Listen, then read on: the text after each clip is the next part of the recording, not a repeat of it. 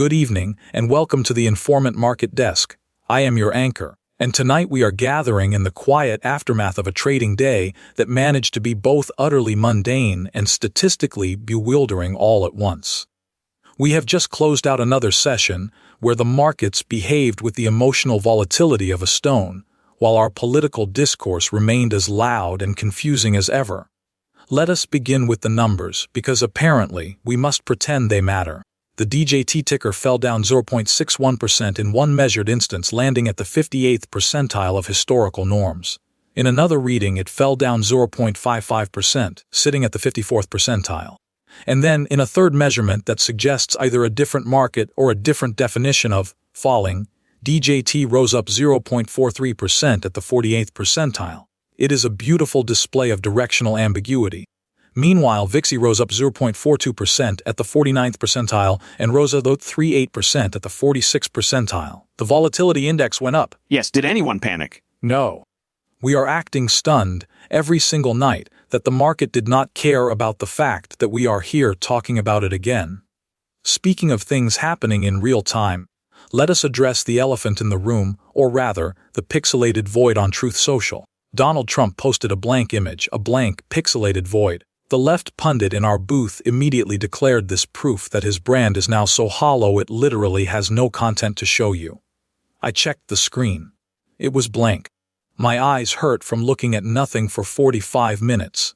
The right pundit countered by stating that the left is already screaming about this media-only post, proving they have nothing to say and everything to fear.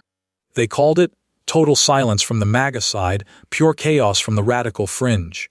I am referring to the pundit booth as or two colleagues, who are both wrong, because one thinks a blank screen is a crisis of identity and the other thinks it is a strategic masterstroke.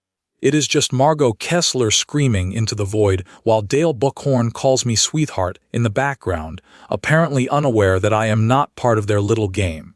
But wait, there is more absurdity. We had bursts of activity. The first burst involved 3 posts over 8 minutes, and during that time, QQQ edged down 0.15% at the 54th percentile. The market shrugged. The second burst had 2 posts over 7 minutes, and VIXY edged down 0.21% at the 29th percentile. Still nothing. Then the third burst 3 posts over 44 minutes. During this window, Bitcoin jumped up 1.12% at the 93rd percentile. Bitcoin went up. People bought crypto. The rest of the world remained asleep. The fourth burst had 1 post over 0 minutes because apparently speed is key, and Ethereum fell down 0.36% at the 57th percentile. Ethereum dipped. The fifth and final burst had 3 posts over 14 minutes, and DJT edged up 0.25% at the 33rd percentile. It went up again? Yes, because why make it simple? And let us not forget the legal context. Trump posted about Florida Attorney General James Uthmere, praising him as an America First warrior, which I assume is a typo for warrior, but leaves us wondering what he was fighting. He also endorsed Saritha Komatirati for Attorney General of New York and nominated Samuel D. Adkisson to the United States District Court for the Eastern District of Tennessee. He called the de minimis tariff court win a big win. He claims these are the treasonists who brought suits against the military. It is my great honor to endorse him, apparently. The top topics were courts, legal, politics, judicial appointment, legal system, and elections. Because when you have nothing else to post, you post about the structure of governance itself. Now, before we go, I must read the registry seal aloud like a hostage proving the date. 9149 Alpha Delta 96 Foxtrot 0 Delta Bravo. There, it is recorded. The chain is verified. You can stop checking your watches now. Regarding our audience participation, if you had to guess which ticker would perform the most erratically this week, what would you say? I do not have results for that today. So consider this an open poll. Is it DJT VIXY, or perhaps the sheer confusion of the pundits themselves? You may vote on the site.